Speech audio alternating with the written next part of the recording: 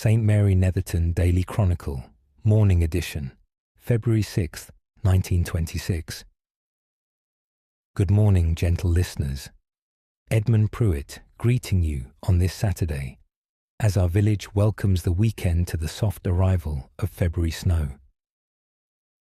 The weather presents us with what Mr. Higgins describes as a Saturday of gentle snowfall, with flakes arriving before dawn and continuing in their unhurried fashion as the morning gets underway.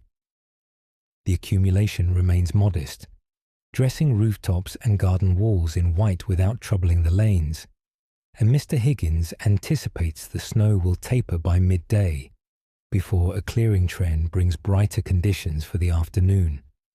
Those with Saturday business may proceed comfortably, with the paths well trodden by the early commerce of the morning. The tea room announces a Saturday special of spiced fruit rock cakes, which Mrs. Hartley considers well suited to the hearty appetites of those beginning their weekend business early.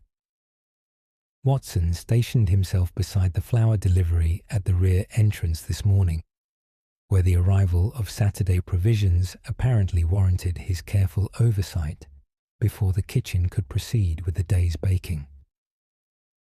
Mrs. Barnes's leghorn hen produced this morning's egg at 7:20, afterwards settling herself in the doorway of her shelter, where she observed the falling snow with what Mrs. Barnes interprets as measured appraisal, the bird evidently content to monitor proceedings from a position of warmth rather than venture into the white-dusted yard. Families with children sitting the grammar school scholarship examination are advised that candidates should be seated by 8:30 this morning.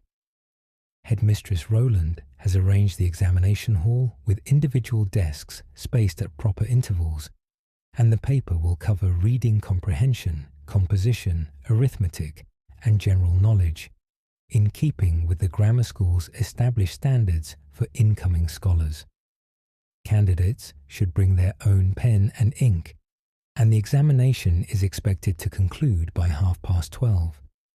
Results will be communicated to families by post within a fortnight, and Headmistress Rowland asks that parents refrain from inquiring at the school office before that time, in order to permit the careful and fair assessment each paper deserves.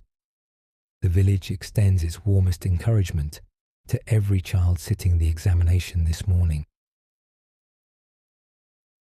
In matters affecting our younger naturalists, the St. Mary Netherton Junior Bird Watching Society will not convene, as several of the Society's members are among those sitting the scholarship examination this morning.